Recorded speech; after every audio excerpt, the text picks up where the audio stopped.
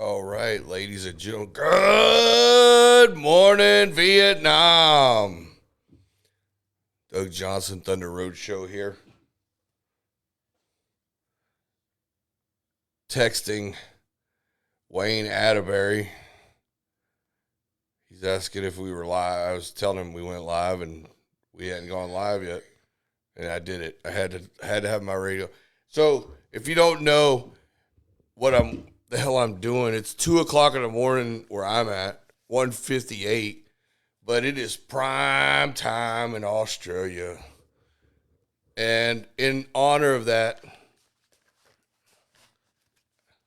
these things don't work like this. I am wearing my skid. This is me skid helmet. They don't say my down there, they say me. This is me skid helmet. If you're going to do a burnout, you got to put a silly helmet that you got from the Germans after World War II. I'm not going to say, I don't know if y'all can even hear me. Y'all comment if anybody's even watching.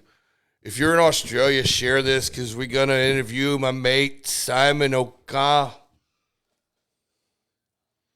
Hey, mate. Oh, I'm doing a live feed, Mikey. Sorry. Simon O'Carroll wants to be a street outlaw. Appreciate everybody tuning in.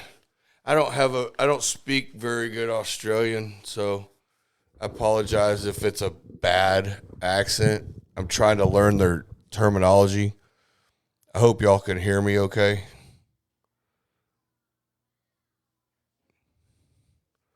So, let's see here. Give me a thumbs up if you can hear it. Jordan Biederman, Wayne Atterbury, Jordan Dye. Can y'all give me a thumbs up if you can hear me okay? I'm getting audio on all my levels. Lisa O'Candles. That is a fictitious name, isn't it? O'Candles. Okay, I'm getting thumbs up now. So, the iPad's dinging now. Okay, so Simon said it sounds good to him. I appreciate the text. Live from Australia. I appreciate y'all tuning in. Y'all like and share this.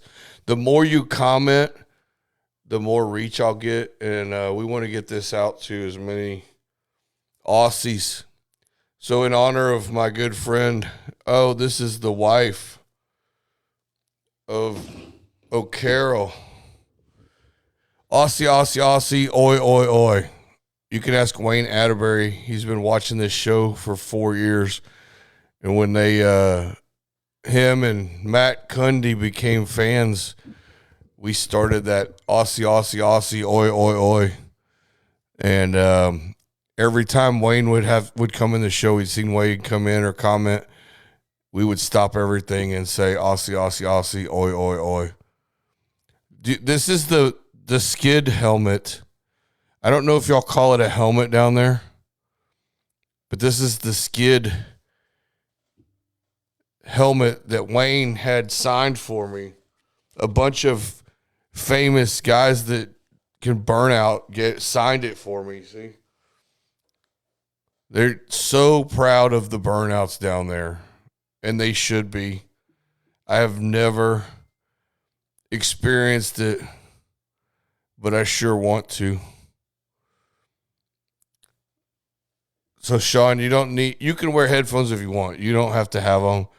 We always did it so we didn't talk over each other and we can hear the audio in our ears. Because sometimes you have to hear it through the system to know if everything's playing right. So, it's only if it's good for you. And with this stupid helmet on, I can't get my headphones on right. Hang on.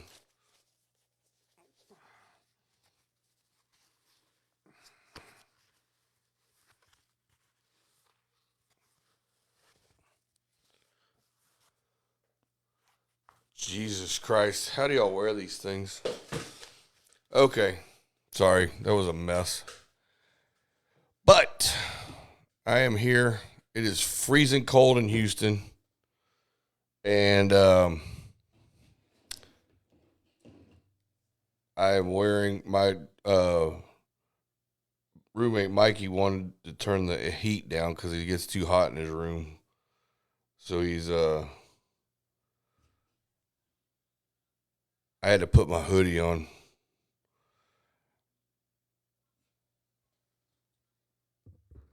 All right, I appreciate y'all tagging people. The more you do that, the better it'll be for this, and we'll get some good reach. We have to trick the algorithms. So, dang it, I didn't mean to do that. I'm messing with this iPad. I'm trying to look at the comments while y'all are talking. So, I appreciate y'all tuning in. This is the Thunder Road Show. We were a radio show back in 2009 and 10 on a local AM sports talk channel.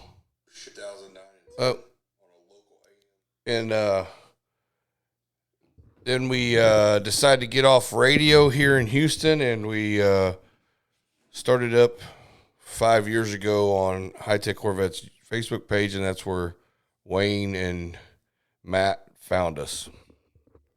So say your name and say where you're from when you come into that's the toll you have to pay when you come into the Thunder Road Show. You have to say your name and say where you're from. And I appreciate everybody tagging everybody, because let's talk about street outlaws. I put the schedule up. So they're headed down to Australia. The cars are already on the way. Okay, I know you're from Australia, but say what city you're from, silly. If you're watching me at 2 o'clock in the morning, Houston time, and it's prime time down there, I know you're from Australia, because none of my fans are up. If they are, it's because they've been testing in Mexico or something. So let me look at this real quick. Street Outlaws is coming to Australia, Perth, on the 24th and 25th. And I was just looking at an Australian map. And then they go March 3rd and 4th to Willowbank on the other side of the country. Are they going to have to put the cars back on containers and ship them to the Willowbank? I mean, it's damn near across the United States. Probably twice the United States to get from Perth to Willowbank. And then March 10th and 11th, Sydney, and then Calder Park, Victoria, March 17th and 19th. So, yeah, the whole drag race community is in a big tussy over there, because y'all are calling everybody out, and there's no responses. And it's just, I guess it's kind of humorous to us. I like it. I like the effort. I like the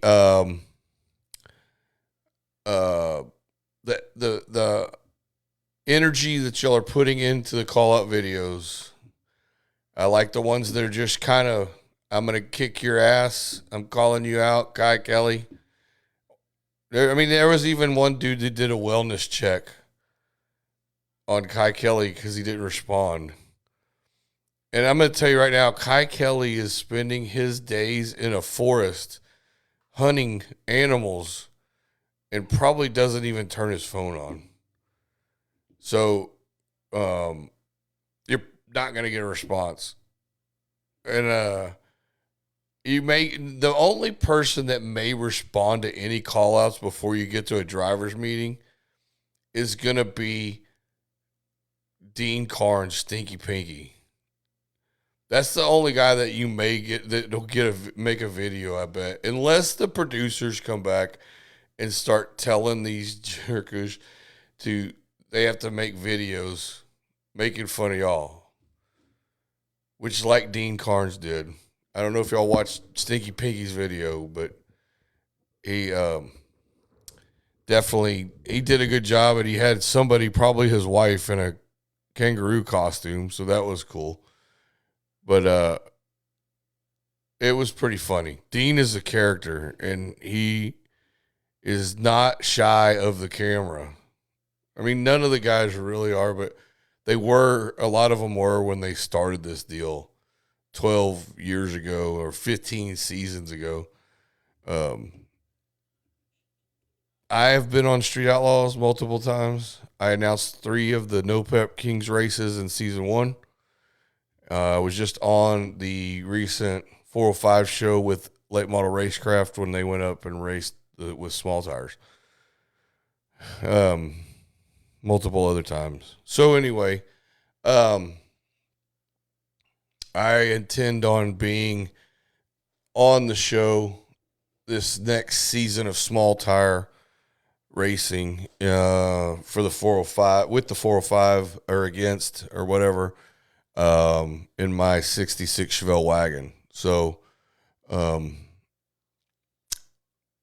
haven't raced on it yet, but many of my friends haven't. I've announced them. So I do have a little bit. I talked to Doc on the phone tonight. I talked to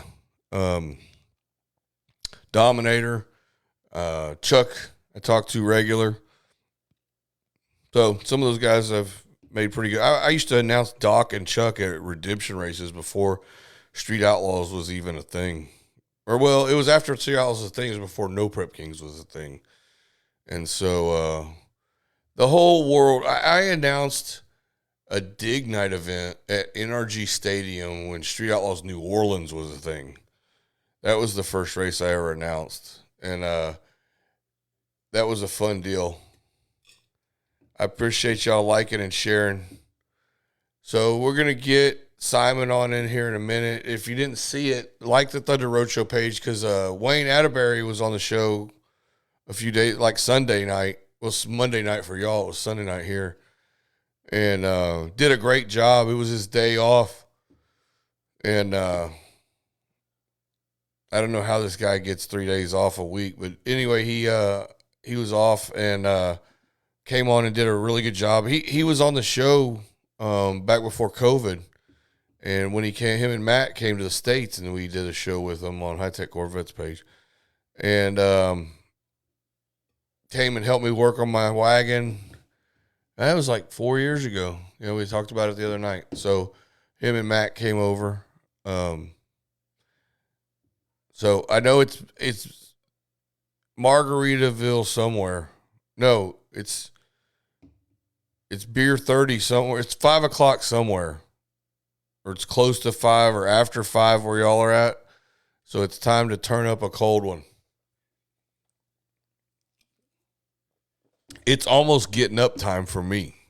But I stayed up late to chat with you guys. So I appreciate y'all sharing and tagging all these people. It's funny, I don't recognize anybody's names except for Wayne Atterbury. I appreciate you guys. What Up G's watching. That guy's name is What Up G. Yeah. Dino did a good one back at Maddie. So I noticed that in Australia, when you feel affectionately about somebody, just friendly with somebody, they add an O or a Y to the name.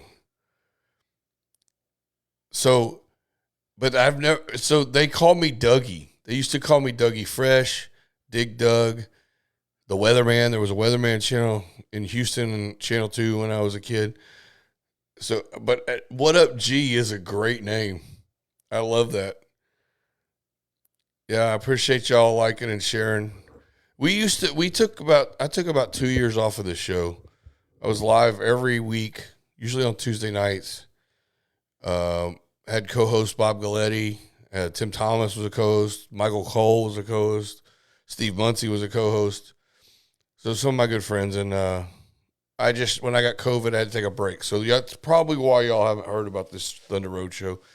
And I've started doing it again. And I'm going to have some co-hosts, but I'm also going to do some solo podcasts. So this is really a podcast. We're going to start putting it on YouTube, and we're going to do a lot of stuff with Late Model Racecraft, who's moving their shop to Houston. So what are we going to talk about? Australia Street Outlaws, and all these guys wanting to be street outlaws. And, Wayne tagged me in a post the other day, and I said, well, frankly, I don't think any of those guys know who you are. A lot of them are getting their cars ready for their filming when they get back from No Prep Kings in Australia. They're going to have small tire racing filming on the street when they get back. And then June, the season starts for the regular No Prep Kings series. So, and if they do have time off, they've been filming so much, whether it be with the 4-5 or with JJ or with the No Prep Kings street stuff. I mean, this is like the only time they get with their families. So don't get offended if they're not responding to the call-outs. And that's kind of not the style in America, to respond to the call-outs unless they're enticed to by the production staff. So they pretty much are just, I mean, I guess they're cocky enough and confident enough. They're like, I don't know if this guy is, if I accept his call out or whatever. I think they're going to handle all of that like when they get down there and in drivers' meetings. Because when they have a 28 or 30-hour flight or whatever it's going to take to get down to Australia. You know, I said good morning Vietnam when I opened the show, like Robin Williams did in the movie. It was because I looked it up, and it's further to get to you guys than it is to get to Vietnam from here. And it feels like I'm talking to somebody all across the world, and I'm going to be. So, let's see here. Let's see if Simon is ready. I'm going to try to do video. If not, we'll just do audio. I don't know if it's going to let me do another video call when we tried this the other night and it didn't work, but I'm going to try it. Wait, I want to be on this one.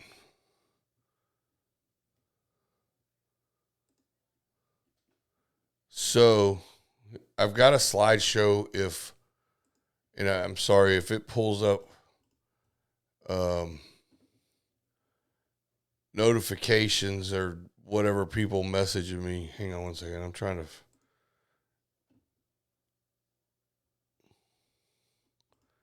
to figure out how to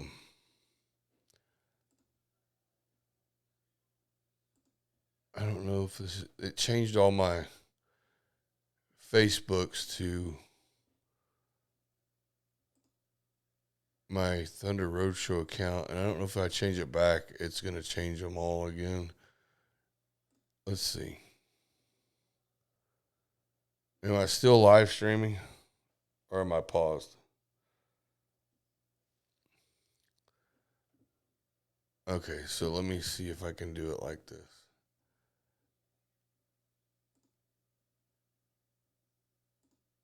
It looks like it's still live. So I'm still trying to figure out how to produce this thing myself. Oh. So bear with me.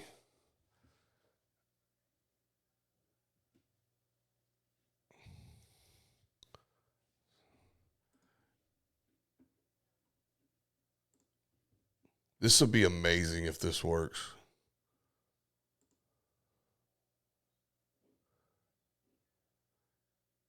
Well, it's loading. Oh, no, it's not going to let me do it. Dang it. And I was going to try to do video, but I can't. It's tied up my video camera, and I have to do it with another laptop. And the other laptop there's a device called it's a Elgato, and it's a cam link, and it takes the HDMI from one of them to the other one.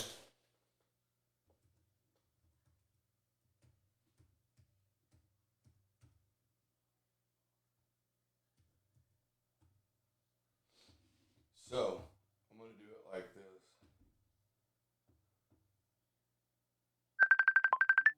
Okay, he's calling me.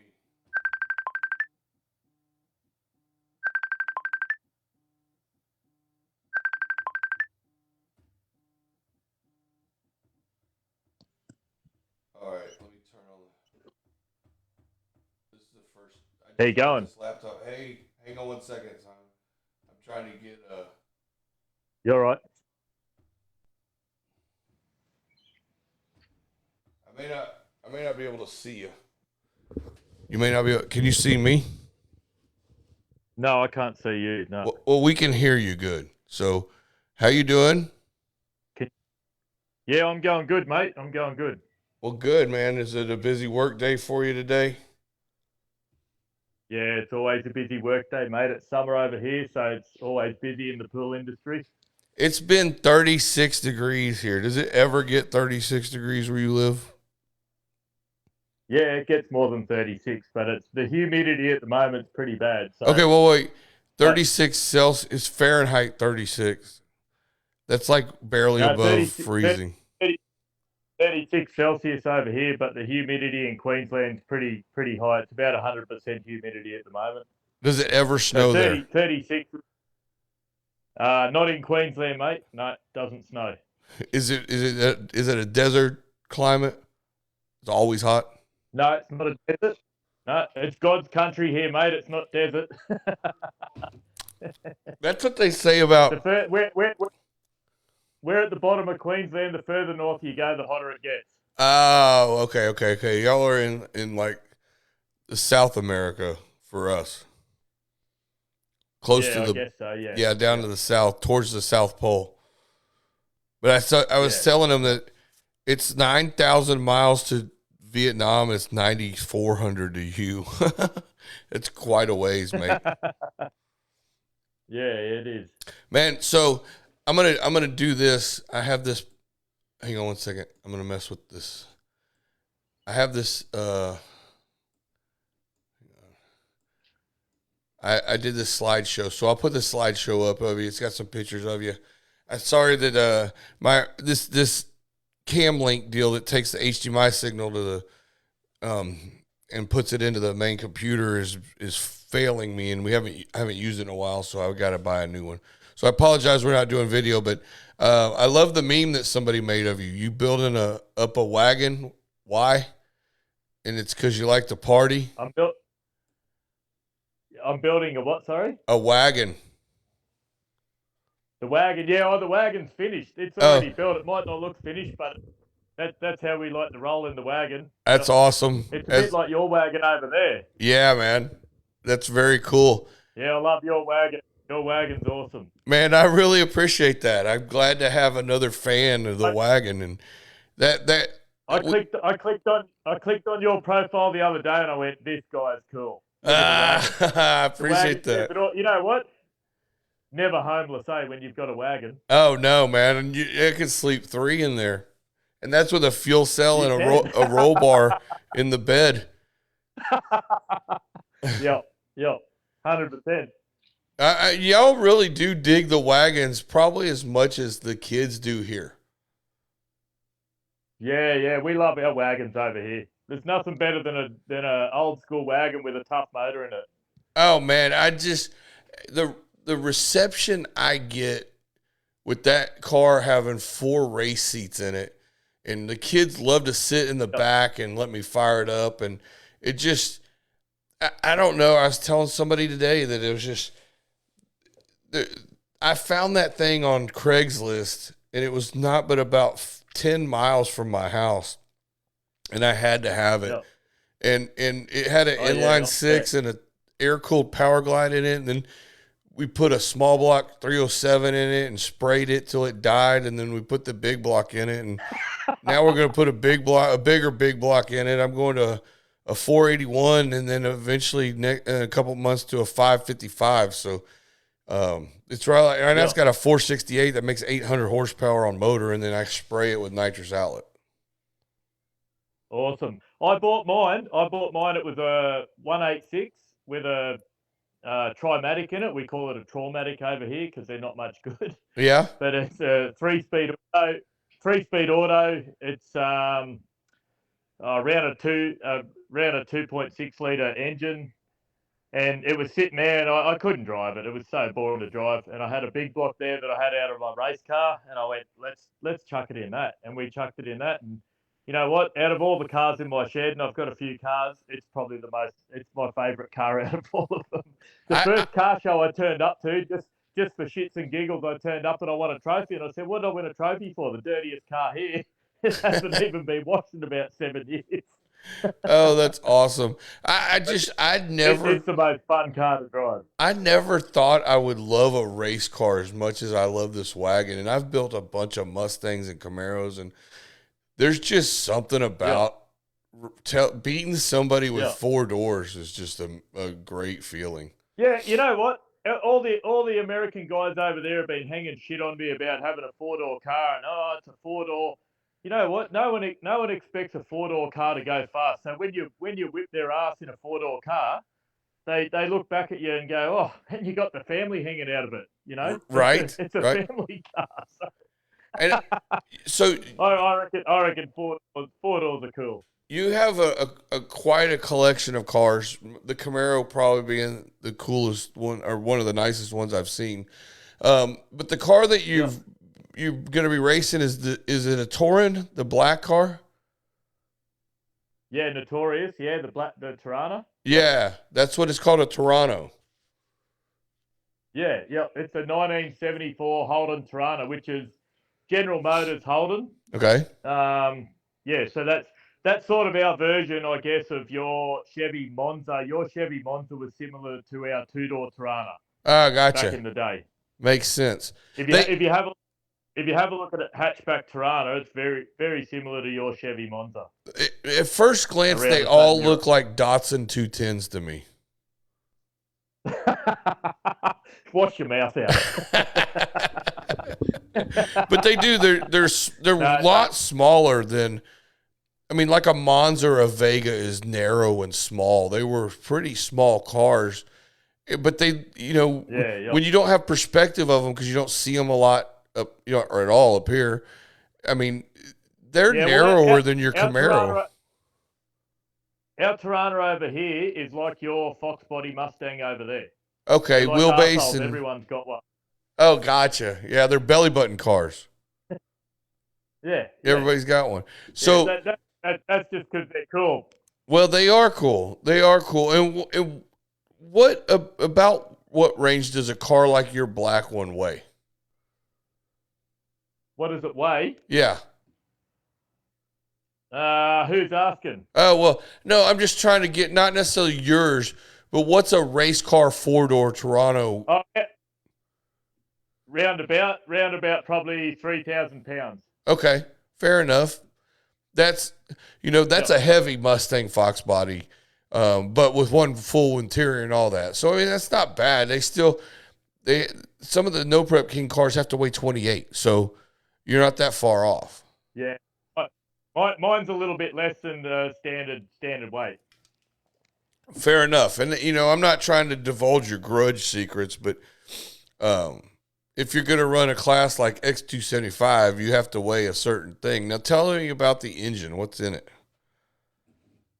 So, at the moment, we've got a 632 nitrous big block in it. Okay.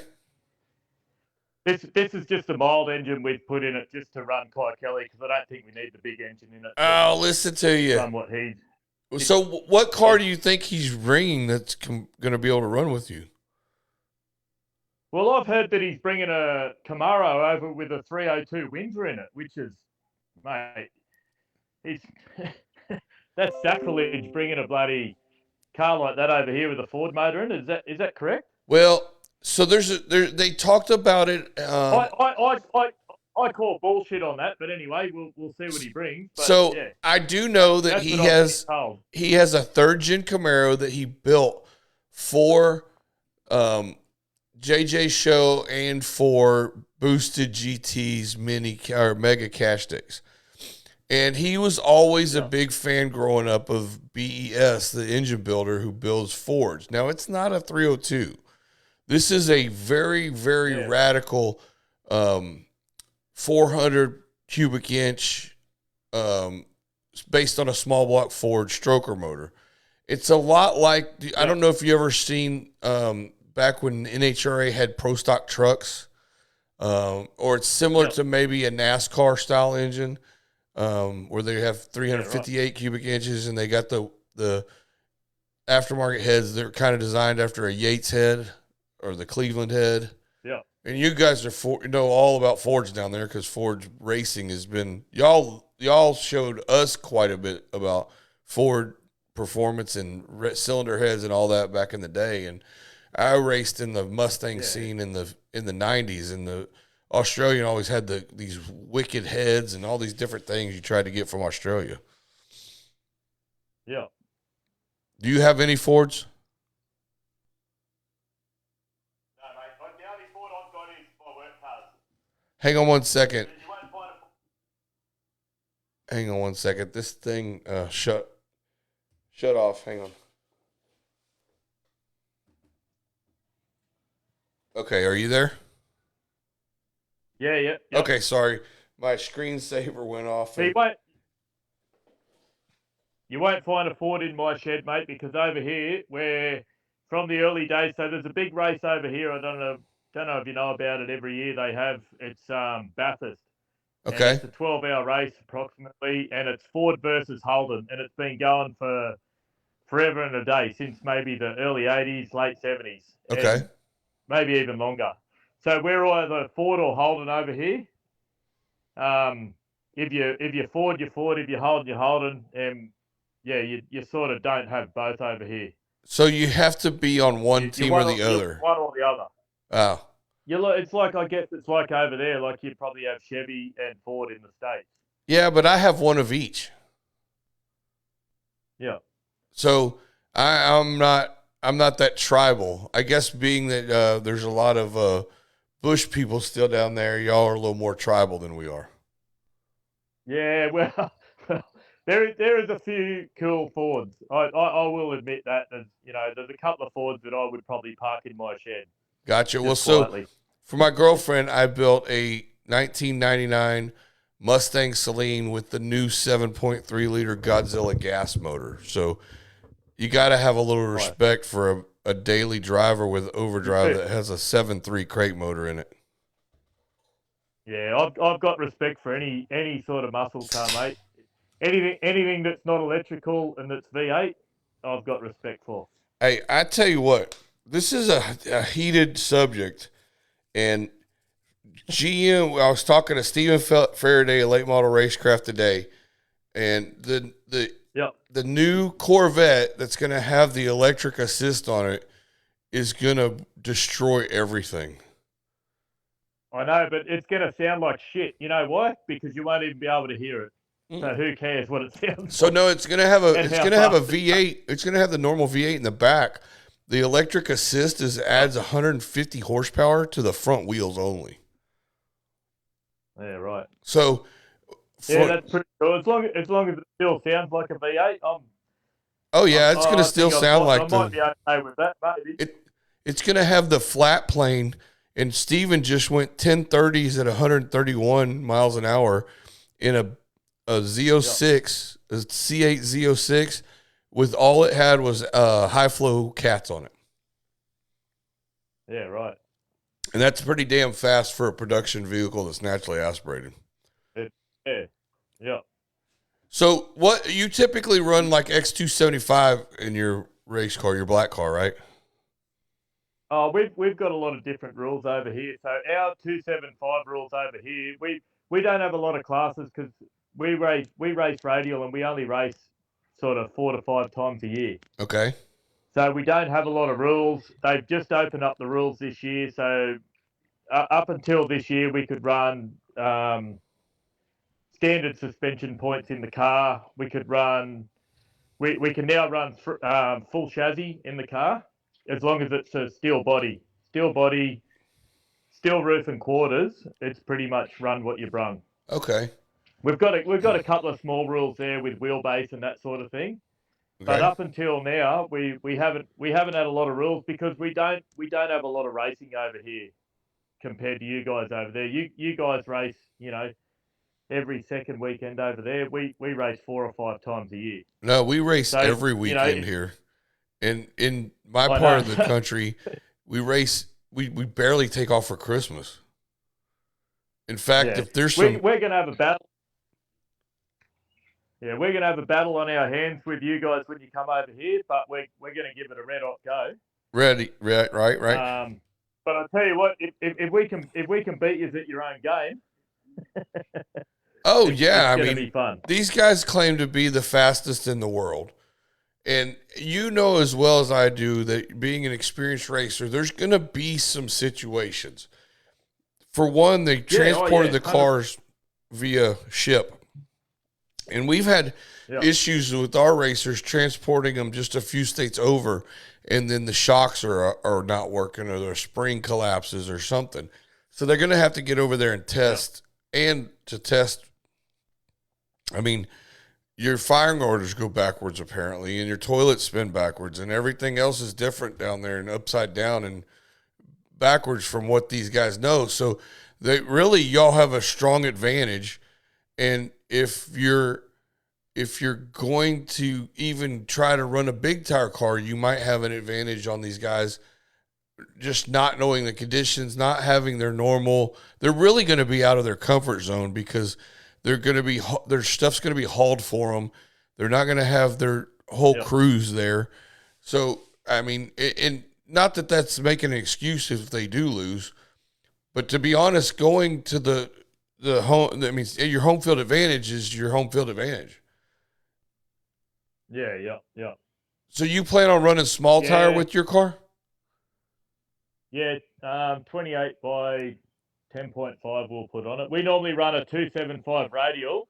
Yeah. And for the last 12 months, we've had a little 235 radial on it, and we've gone 460s on that. Oh wow, that's cool. We had an extreme 8.5-inch class here a few years back, and Kenny Hubbard, who does really well in X275, you may know who that is. I know Kenny Hubbard. Yeah, he was really fast on the 8-inch tire too. So that 235 is basically a 26.8, and so you're going to go ahead and put a slick on it because it's a no prep and not a radial. Yeah, yep. We'll put a slick on it. My car actually ran back in 2008. It ran on a 10.5-inch tire. Yeah. Back before radial was big over here, that's what it ran on. So there was an association called APSA over here, APSA, Australian Pro Street Association, and my car was actually the front runner in a class called Mod Street Blown, and it had a 28 by 10.5-inch tire on it back Very then. cool. But that was quarter mile, and back then the car ran 740, low 740s, I think, on that tire. Wow. I think it was somewhere around the 50 on the 8th mark back then, but they weren't chasing the 60. They were bringing it home in the top end. So gotcha. Yeah, there's a lot more real estate. Interested to see. And back then, my car back then was basically a street car. So now we've got a lot more adjustment in the back end of it. It's still got no 4-link. It's still got standard pickup points for a Tirana. There's no 4-link in it. So what is it? What kind of suspension is it? Is it like a Chevelle? I guess it's like we have fork trailing arms. Malibu. Okay, Malibu, Chevelle. Yeah. It's got top and bottom trailing arms in it. It's probably similar to what you've got in a Malibu over there. Yeah, same with what came in my wagon. I have ladder bars now. We've got anti-roll bar and a few different adjustments and stuff. We've got good Mensa shocks in it, Mensa 4-ways in it, so we've got a bit of adjustment in it. In fact, I want to put this is a funny story. I want to put a anti-roll bar in my wagon. Even though I have ladder bars, Yeah. it leaves pretty straight. But Lonnie Grimm, who's the tech director for the NHRA, is a good friend of mine. And I said, what? And he's also a chassis builder, and he's the only one in the States that can certify a chassis that he built. And Yeah. he's that high up. Well, he sent me and told me to get the anti-roll bar that's built down in Australia, and it's pretty badass looking anti-roll bar. It's got like gears looking where the it attaches to the bar that goes across. It looks like a sprocket, and I was like, oh, that is a mean looking anti-roll bar. Yeah. Well, I reckon I'm pretty confident. I've got the best guys in the country that do work on my car, mate. To be honest, I go out and I build swimming pools every day, and I work hard to pay the guys that know what they're doing with race cars. Yeah, right. To do the work on my car. So we've got the nitrous guru in Australia, Simon Krieger. I don't know if you've heard of him, but he's the guru for nitrous over here. I've got a few good chassis guys over here, Streetcar Fabrications, PSI. I've got a really good tuner, Con from WAS, tunes the car. And yeah, we got the best guys on the team. So I'm pretty confident we can give Kyekelley a run for his money. I heard he went 460s over there before he packed the car in the container. Is that right? Or I honestly can't vouch for that, but I wouldn't doubt it. I know. I'm sure that it's somewhere around that motor naturally aspirated makes around over 900 horsepower, and the gentleman who builds them, he's built Ford motors for 35 or 40 years, and he's really badass. Yeah. And so he you know, when I was racing in the Mustang scene in the early 90s, he was a legend then. So I can understand the reason I would put a Godzilla motor in just about anything. Those things are so beefy and mean. When you start to see the details on that and how big the camshaft is and how mean the crank is, and you know, I'm doing 3 of those swaps right now, and I'd almost put a twin turbo Godzilla in my wagon just because it's such a cool motor. Yeah. So I've put big block Chevys in plenty of Mustangs. So what kind of heads does your 632 have? At the moment, we've only got 20. We've got the 23-degree heads on it. Okay. Brodix heads. We haven't got the big combo in it at the moment. I broke the motor the end of 20. What are we now? 23. To end of 2021. Okay. So I've got the top. I've got the top end to go back on that motor, but we're probably sort of pushing for time to get that done. But I think we've got enough to, you know, try and get the job done anyway with what we need to run. Very cool. So what does it make, about 1,000 on motor? Yeah, just under that. Yeah. Okay, yeah. Cool. What kind of nitrous system do you use? We've got, Simon Krieger does most of the nitrous on my car, so it's a bit of a custom setup. Okay. It's 2 stages. We've got 2 stages on it. But yeah, he does all the work on that side of it. That's cool. Do y'all order your nitrous parts from companies over here, or is there manufacturers down there? I think we use some induction solution stuff. Okay. Over there, Steve Johnson. Yeah. But Simon Krieger over here, he does most of the stuff with the nitrous. Is he the best, like the best, most well-known nitrous tuner down there? Yeah, I would say he is for sure. He's got a Tirana like mine as well. It's like a greeny coloured car. He'll be running MPK in Sydney. Okay, cool. He's on a big tire. He's on a big tire? He can run big tire or small tire. So he may be on small tire, he may be on big tire. I'm not sure. Right. I got you. Would you get in the beams next to a big tire car that was knowing that he doesn't have the hometown advantage? Mate, I'll get in the beams next to anyone. All right. That's what I figured you crazy asses would say. What's the biggest that's how we roll down here. what's the scariest thing that a street outlaw from the States is going to have to worry about at the drag strip? Besides getting Um, whooped by an Aussie. Is there some deathly spider yeah, or I some don't. kind of snake that might crawl on when they're working on their car in the pits? Oh, maybe the brown snake over here, the king brown. You got Yeah. to watch out for the brown snake, eastern brown. It's one of the. I think it's in the top 5 deadliest snakes in the world.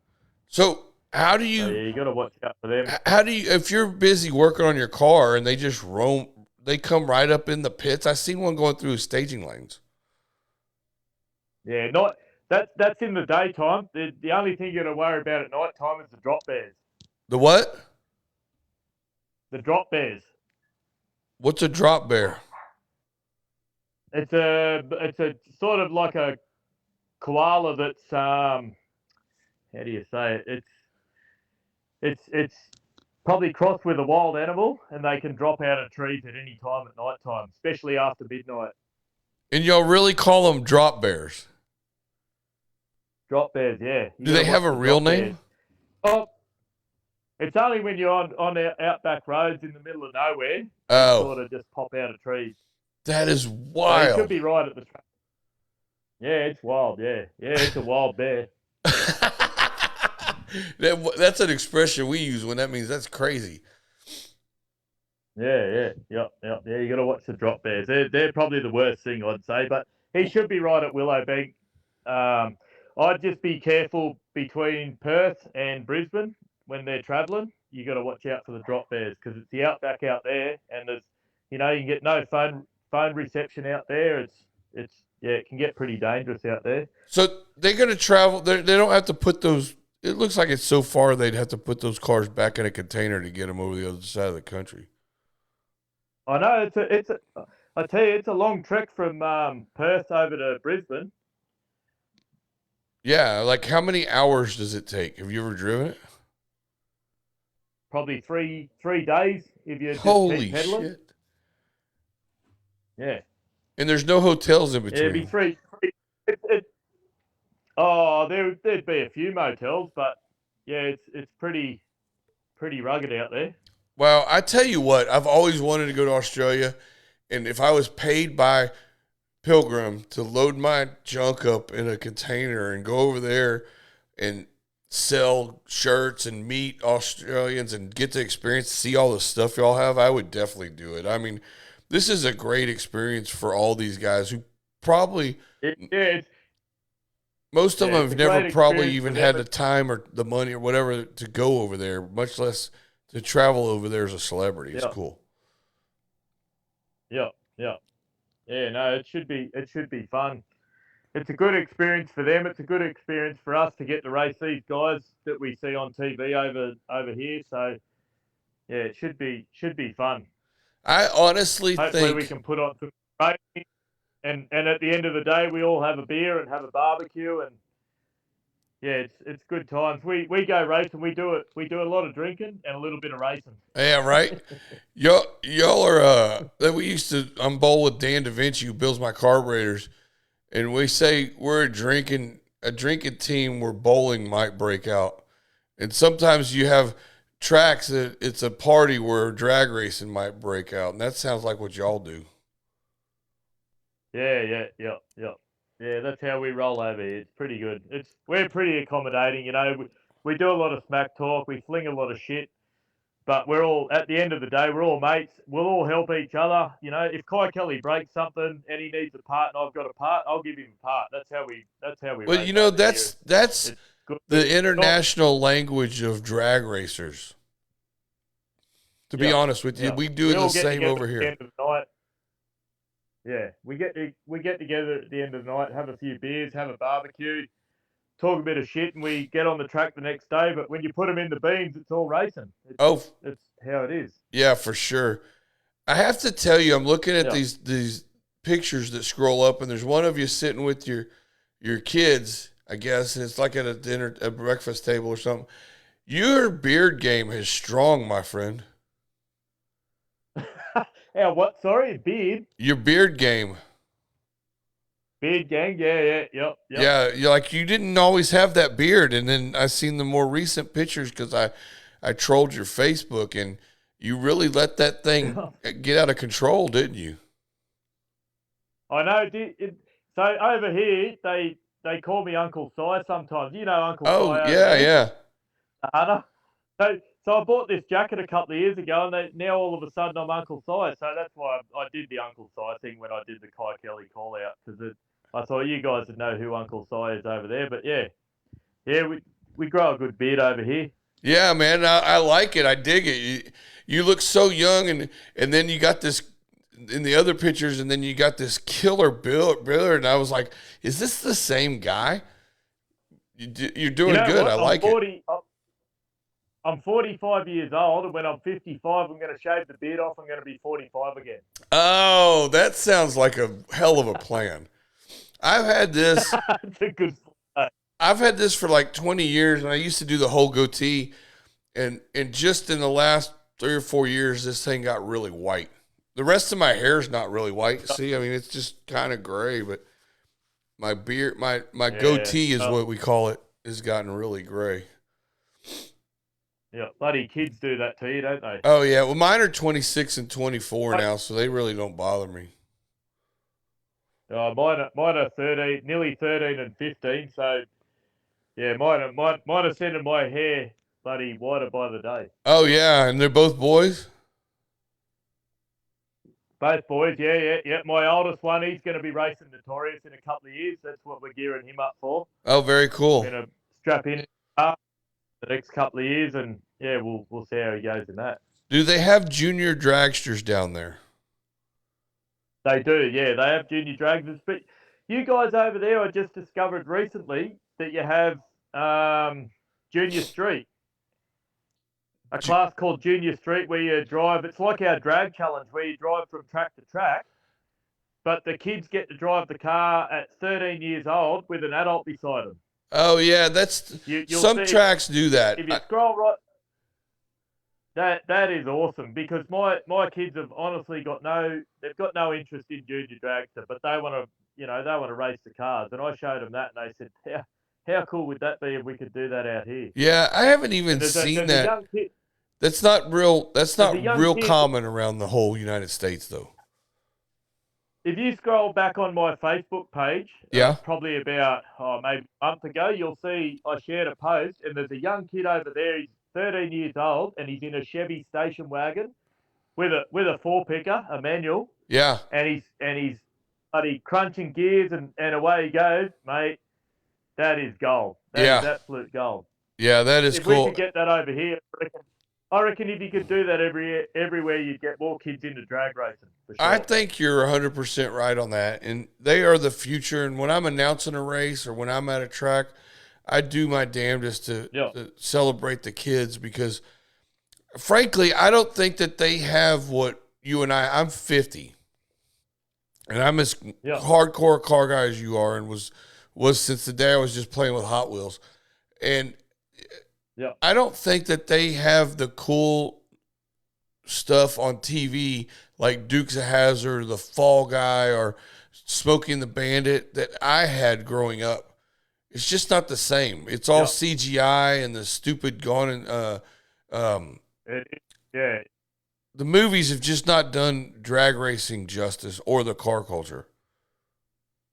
No, it's all shit now, isn't it? Yeah. It's just, I mean, not the same as when we were growing up. Yeah. I remember turning the TV on a Friday night, waiting on Dallas to come on because my mom wanted to watch that stupid show Dallas, and I saw the General Lee spraying mud, and I was like, "Oh my God, what's this?" And we watched it from then on every Friday night, and it just when I was about 16, one of my favorite movies come out, Running on Empty. Do you remember that movie? Yeah. With the Mustang Fastback? Yeah. Yeah. That was a cool movie. Have you seen Two-Lane Blacktop? Yeah. Yep. 2-lane Blacktop. Yeah. They go across the United States drag racing people in a 55 show. Him and his mate, they don't talk. They just go across and they race. That's the best movie ever. Oh yeah, yep. So have you ever seen Grease? Cool.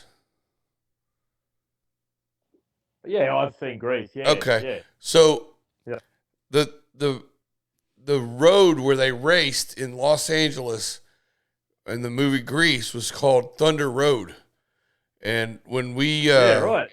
when we started doing when we were sitting down with the production staff at the radio station I was a regular caller on a sports talk channel, and we pitched them an idea to do a motorsports show, and we had to do a demo, and I recorded a demo with some sound equipment from a performer friend of mine who plays music, and we recorded it on a digital recorder, and we converted that into a CD just so we could give it, because we'd never done radio before. And so me and my co-host Blue, we had to do that, and we tried to do it from our notes, and it just seemed too forced. And we'd had these great conversations, so I said, let's just start over and just start with the Driving Divas segment. And it was about women in racing. And we just went on, and we didn't even think about it anymore, and we just went on and had our conversation, recorded it, bam, okay, done, one take. And we gave it to them, and they said, well, I sat down with the production staff to them to explain to me how this was going to work. And we had to come up with a name. And the production manager was a big fan of the opera and stage and performing and all that. And he said, what about Thunder Road Show? Like from Grease. And I was like, perfect. That's it. It's done. One try. Yeah.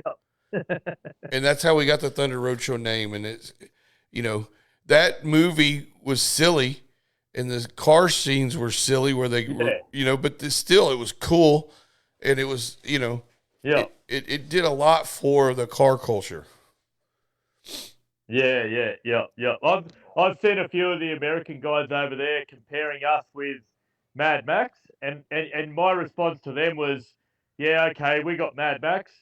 I've seen Fast and the Furious. I know. That's the one God love Fast and the Furious, because my kids love the movies. They love all the movies, and we watched the movies back in the day. Put shit on us about Mad Max. I'm just going to fire back at you with Fast and the Furious. I would rather own Mad Max than Fast and the Furious. Fast and Furious. I literally have a vendetta against that whole series, all of them. And here's why: because we hung out on a road called Westheimer. It was about a 10-mile stretch of road, and we could race all the time. We could hang out at parking lots and have car meets, and you just drove up and down till you find a group of people parked. And the Fast and Furious movies brought these imports in, and they couldn't pull in a parking lot and be cool and pop their hood. They had to start doing donuts and have neon on and drinking, and it got us all run off, and it ended the whole car scene in Houston. And I hate that movie because of that. We get the same thing up here. So we go to a big cruise spot up here, and we take all our old school cars. It's there's a place called Joe's Diner in Brisbane. We take all our old school cars, and you get these dickheads that rock up in their late model, mum's car that they turn up, and they go up the road, do a big burnout, and they ruin it for everyone. We just go there to, we've all got pretty tough cars, and we go there, just hang out, have a chat, and these guys come along and they just ruin it. They disrespect. We're just there to hang out. They disrespect what we have. And, I don't mean to be the old guy bitching about the kids in this generation. But, dude, I mean, when I was a kid and I went where the older men that were grown-ass men that had jobs, good jobs, and they had these cars, and they worked on them hard, and they were 10-second or 11-second or whatever, and they were classic muscle. We respected them. We pulled in quietly. We didn't hop it. We didn't do burnouts. We weren't trying to attract attention because we wanted to learn from these men. And these guys were way more knowledgeable than us. And we revered them. And when Gone in 60 Seconds, it brought a whole new generation, and it's not the same. Now, at the drag strip with the wagon, I get the same. But the cruise scene, we took the Godzilla Mustangs called the 7.3 Celine to its first meet the first week after I got it running. And there was a Mazda RX-7 there that sounded like a junior dragster. It was Yep. pink, and it had pink little heart taillights, and it was just the queerest thing I ever seen. And I this guy goes to leave early to get all the attention, and all the Oh Instagrammers and yeah. all of the media people that were, whatever, content creators or whatever the shit they do, they ran after this stupid car that's a rotary engine like it's going to do something impressive. And it didn't do anything Yeah. impressive. Now, the big thing to leaving a car meet in the States is when they send it. And so they will actually just line the street waiting on the send. And as the cars they fire up one car to leave, everybody evacuates and goes to where they're going to send it. And that's the big videos. Yeah. And it's actually got a lot of our car meets because of Mustangs and because of Dodge Chrysler 300s that can't control their shit, kicked out of facilities. But it's just wild to see, I I've sat there and watched it, and I'm like, I'm just waiting on the dumbass to happen. And I'm not really impressed with any of them. And I took the wagon down to a big coffee and cars, and I left, and I pulled out, and the cops were there, and I just went, "Rup!" and almost yanked the front tires off the ground, and everybody freaked out. That's all you need to do. Give it a good blat, and that's it, eh? That's it. I don't have to smoke the tires. I don't have to get sideways.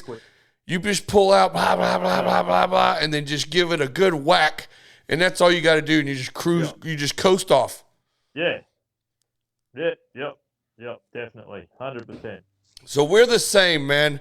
We're brothers from another mother, and if I ever make it down there, you ever make it up here, we're going to have a barbecue and a beer. Yeah, you're welcome here anytime, mate, for sure. I appreciate that. I hope that this gives you guys a little publicity. We can do more of these interviews with more of the racers. And I want y'all to I told Doc today that I wanted to give y'all the only representation that you guys have in the States right now, because nobody else is interviewing you, because it's kind of silly season. Everybody's got their stuff torn down if they're it's the off season for us. Yeah, so. and we in all honesty, we didn't get a lot of notice with this whole Street Outlaws thing either. We were only sort of told about it December. Yeah, that's when we learned about it too. But the guys over there must have known that they were coming over here. I think a few guys over here knew about it, but we didn't know a lot about it. And so yeah, it's been a bit of a whirlwind the last couple of weeks. We got a lot of stuff going on too, because we got our first radial race for the season in 2 weeks. We're racing in 2 weeks, so I've got to be in Sydney in 2 weeks, and then run 235 radial, and then I'm leaving my car down there. We're going to probably test down there on slicks a week later. Come back up here, race up here, and then it's pretty full on at the moment for the next couple of weeks. So, and you got to try and do that in amongst running your business and everything else. So. Oh yeah, I get it. Y'all aren't professionals. Yeah, I can't afford to do this stuff if I'm not going to work, and we're not building pools. So. I know, right? Is there a lot of pool work down there? But I'm not. Oh yeah, shitloads in Queensland. Yeah, everyone wants a pool at the moment. We've got plenty of work, but yeah, it's just hard. But I'm not going to pass up this opportunity to race these American guys. It should be good fun. I think it's good. It's really good for drag racing in Australia. That's the main thing. It's we've got a lot of fans out here that watch drag racing, and we've got a whole lot of other fans that watch Street Outlaws in America and probably don't turn up to drag races because they watch a TV show.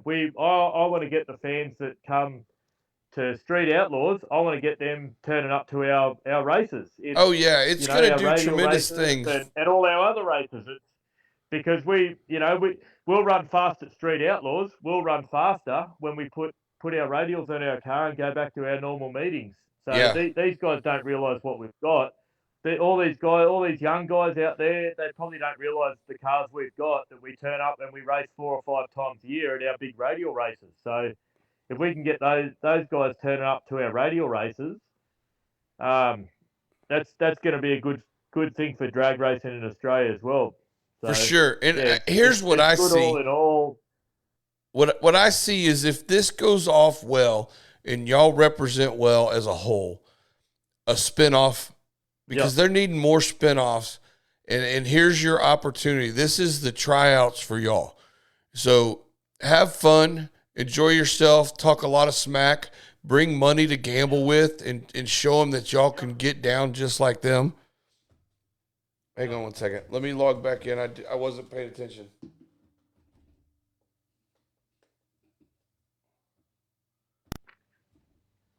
Okay, there you go. Can you hear me? Yep. Okay, so Yeah, I mean, I would love to see a spinoff for y'all of just y'all doing y'all's thing and do it. And here's what I can tell you from being a big fan of the show the entire time. I turned it on the very first night and was hoping that it wasn't like Gone in 60 Seconds. It was so glad when it was real. It was and back then. I mean, it is all real. None of it's scripted, and y'all are going to find that out. The racing is real. The shit talking may be a little encouraged, or the way they get together and they talk and mingle amongst themselves, and then all of a sudden the cameras go on, and it's not staged though. But when it was. Oh, we know it's not staged. Yeah, and when even the people here don't believe that shit. And I've been on many a set with them, and I'm like, it's none of it's staged. I don't know. In the beginning, there was certain things that were done where they tested on the spot and then wouldn't let the visitors come test on that spot, but they got called out on that stuff so much that now it has to be a level playing field. If one of them's going to test, they all get to test, and the racers stopped. Yeah. They started refusing to come if they didn't get to test at the same spot, and you got to make it equal. What would be good is if they come over here and we race them over here, and we're competitive over here. If we can maybe go over there, take our cars over there, and show you guys some of our Aussie cars over there, and show you what we got over here. Well, and that happens every now and then, and especially at Donald Long's radial races and drag week. The Australians have had cars shipped over and had a lot of fun and done very well and work harder than anybody here. And I give it to you guys. You guys are mad at it, and I can totally respect that, and I respect. Yeah, if you look at the amount of times we race a year over here, we've just gone. So at the end of last year, or the middle of last year, we went 357 on a radial tyre over here. And we race 4 to 5 times a year. So over there, I think your record is, a 357. Your record over there is a 349. Yeah, Frankie Taylor went a 348 on a slick, but on a radial. Yeah, we're less than a tenth. We're less than a tenth behind you, and we race 4 to 5 times a year. So, we're not mucking around over here. Like, we're not a bunch of bloody slack-jawed yokels like some of the American guys think we are over there. Well, I think Aussie, bloody. We've got some fast cars over here. We just don't have the time. We don't have the races. We don't have the tracks. We don't have what you guys have over there. And if we did, I honestly think we'd be right there with you with your high 40s or your low 50s, because with what we've got. I mean, you got Noonan engines over there. Noonan's comes from Australia. Yeah, for sure. Noonan engine comes from Australia. So yeah, we're not a lot of the Americans over there think that we're just a bunch of bloody, yobbos over here. We're actually not. We're actually I don't know. All right for what anybody who like me and West Buck and people that are in the know totally respect what y'all do down there. Here's where I think that they have the advantage, if there is one, and that's they know how to win round after round after round repetitively. And that just comes from the amount of racing that they do and turning their cars around between reading the track. Every track's different. Tune-ups. Every track, every race has different conditions. So it comes down to your tuner. So a lot of the time as well. Getting the car turned around with experience and then tuning and figuring it out after they get a couple of tries. I think that's where they, just because of the amount of racing that they do here. So, and then also just saying that they film on so many different surfaces that those guys, I really respect everything they do as racers, because they're not on just prep. They're not on just good sticky surfaces. Sometimes they're racing on stuff that is so horrible. It's asphalt, and they're on the street, and then sometimes they're on big tires at the track. So those guys that are they're on all of the shows are really getting good. The Kyekellys, the Scott Taylors, the Stinky Pinkies, even Doc has turned his thing around. And, I talked to Dominator tonight about his Noonan engine, and he said, man, he didn't even have to replace lifters in the thing. That was he went a season and a half before he had to do any repairs. Yeah. So we're going all right down here for what we've got and what we've got to deal with, Yeah, for sure. And y'all have done well with the weird looking cars that you have. And they're only weird because it's just weird because y'all have some of our cars, like your wife's Camaro and your yellow Camaro, and then I see this thing that I'm just not accustomed to seeing, so it's weird to me. Yeah. So, but it's been great talking to you. I appreciate the candor. I appreciate and respect what you do, and your stable of cars is pretty badass. And I understand why you have to work so much, but I appreciate your wife tuning in and everybody who shared it and tuned in. And I hope y'all keep sharing it. And what time is it right now? It's 3:00 in the morning. We've been on an hour. 7 o'clock over here. Yeah. Okay, good. Yeah. Well, it's probably early enough for me to. It's probably early enough for me to start the car up if you want. Yeah, let's do it. Let's hear it. And we can give Kyekelley a bit of what he's expecting when he gets over here. Yeah, he needs to be worried about that damn thing. Can we start the car up? Yeah, start it up, and then just don't let it run real long, and then come back and say bye. Yeah, okay, we'll do that. All right.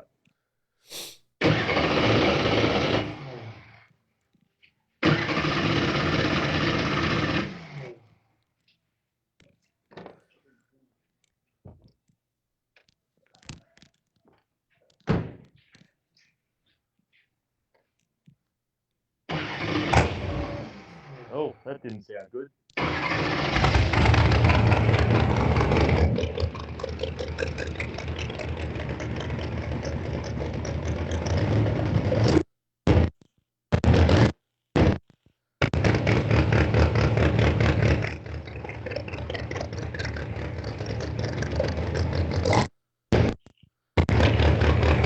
It's tagging his meter in his phone.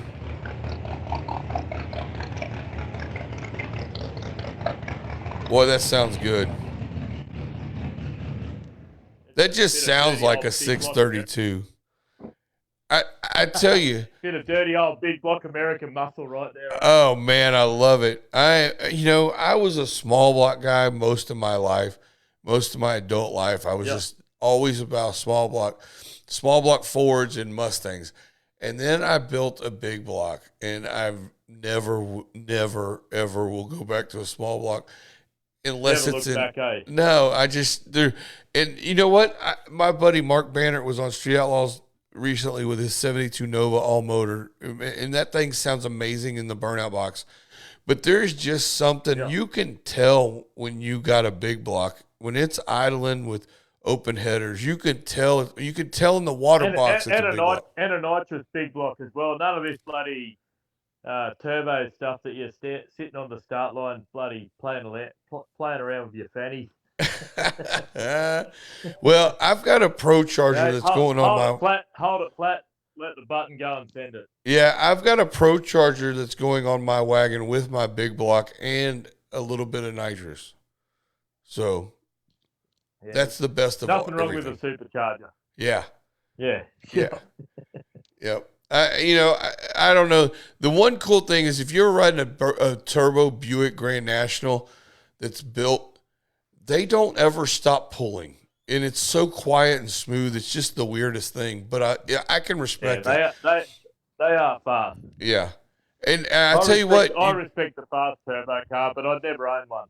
Have you seen how fast the Tesla Plaids are? You lost me at Tesla. Okay, well the Tesla Plaid runs a 940 off the showroom floor in the quarter. Crazy, There's something oppressive about that too, and I've ridden in one, and it's just the weirdest thing when there's no noise and all you hear is just this whine. But and here's the thing, I don't hate the electric cars because I know that it's not sustainable, and I know that they're using slave labor to make all the lithium batteries, and they're never gonna be able to take over the world with electric cars. It's just a fallacy that's going on. And so I'm not that mad at electric cars because they're not going to be that big a deal when all the lithium runs out.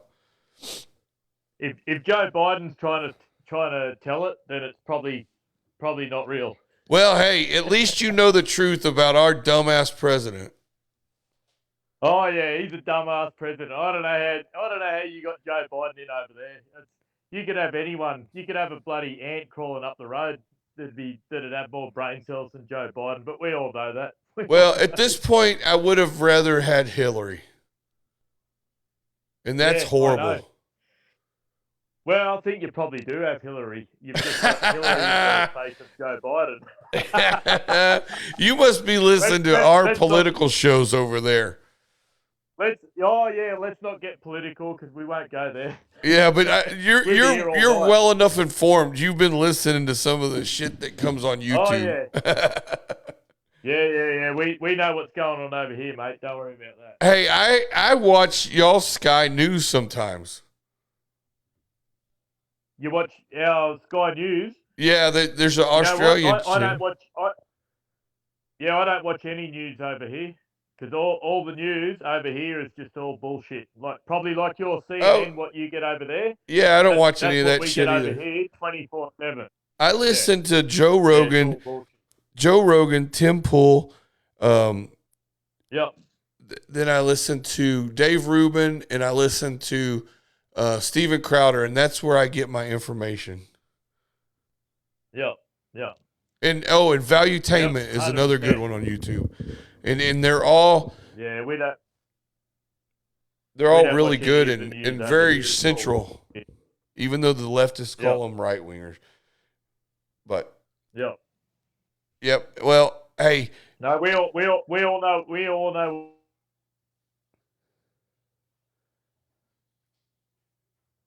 Are you there? We lost him. Well, I know that our government is nothing to brag about, but they did take y'all's guns, and they did try to put y'all in internment camps over COVID. So, sorry, what was that? I said our government is nothing to brag about, but y'all took your guns and tried to put y'all in camps. Yeah. They're all corrupt. Yeah. Oh, yeah. Well, like I said, we're brothers from another mother. We would get along and talk all day, but I think we've given these people enough. Good luck to you. Well, you know what?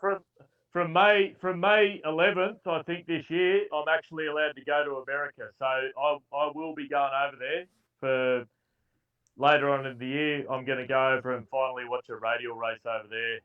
And do America because I haven't been allowed to go there for the last couple of years, but we're definitely going to go there. Well, come on, man. From May 11th, apparently, we're allowed to go there. Okay, well, message me if you come over, and if I can meet you somewhere, I'll do it. Whereabouts are you? I'm in Houston. Are you in Texas? Yeah, I'm in Houston. Yeah, right. Yep. And that's where, in fact, Wayne and Matt had a layover in Houston. I said, well, just get off the plane and don't go to your other destination, and I'll have somebody pick you up at the airport. And they spent 3 days with my buddy Tim Thomas, and then I sent them up, and they went and visited Ryan and Chuck, got to watch that filming in the 405, and then they went over to Memphis and hung out with some of the Memphis people, and then went to New Orleans, tried to hook up with Jerry Bird and them, and then went to Florida. So we kind of had a whole cool round trip deal where they could get to see some of the coolest shit in the world racing related. Yeah, I'd love to do that and see some of the street racing and stuff over there, the street outlaw stuff over there. That'd be great. Well, you make your way to Texas, and I'll take you, and we'll do some street racing, some real stuff in quote unquote Mexico. Awesome. Yeah. We've got a Mexico over here too. I visit it randomly every now and again. Yeah. Well, it's pretty risky from what I hear compared to the way it is here. So y'all be careful out there. Yeah, they take your car over here and they crush it. So. Oh man, I would hate to have that happen. What a bunch of assholes. Yeah. No, it's good to talk to you anyway. Good to talk to you, mate, and I appreciate it, and it's been a great conversation, and I hope y'all share this and tell everybody in Australia, and let's grow the Thunder Roadshow contingency down in Australia, and we'll keep representing you and talking to you. Yep, no problem at all. All right, man. Well, you have a wonderful day. All right. Enjoy your evening, and I'm going to go get some rest because it's now almost 3:30 in the morning. Yeah, here. go and get some sleep. All right, man. I appreciate it, mate. Good luck to you, cheers, and maybe we'll check in with you when it gets closer to the race. Yep, for sure. Sounds good. All right, man. Mate. Take it easy. See you, mate. All right, bye. All right, ladies and gentlemen, I appreciate all y'all tuning in, and I appreciate all the thumbs up. I apologize for not watching the comments, but this has been a great interview, and I was so enthralled in the conversation that I just couldn't even watch the comments. And I didn't want to get distracted because we were having a good time. But I appreciate my mom watching. I appreciate Tanya watching. Donna Turner, my cousin, my aunt, and my cousin watching. I appreciate everybody for checking it out. This is a great show. And I've got to get this figured out where we can get these guys on video. But Simon was a great dude and a pleasure to talk to. And I really appreciate you Australians and what y'all do in the community of drag racing. And I appreciate y'all all tuning in. And it was fun. And I want to keep giving y'all down there the representation that nobody else can that does up here. So I will be the correspondent, and we're going to get Wayne hooked up down there and get him into some races, a member of the media. And good luck to the Australians. It's going to be a good show, and I can't wait to watch it. And I hope to see some of these guys that I meet and talk to on the phone on TV. All right. We'll come back later next week, or early week next week, and with some more Australian interviews. Thank you for checking it out. I appreciate y'all on the late night edition of the Thunder Road Show. Talk to y'all later. Aussie, Aussie, Aussie. Oi, oi, oi.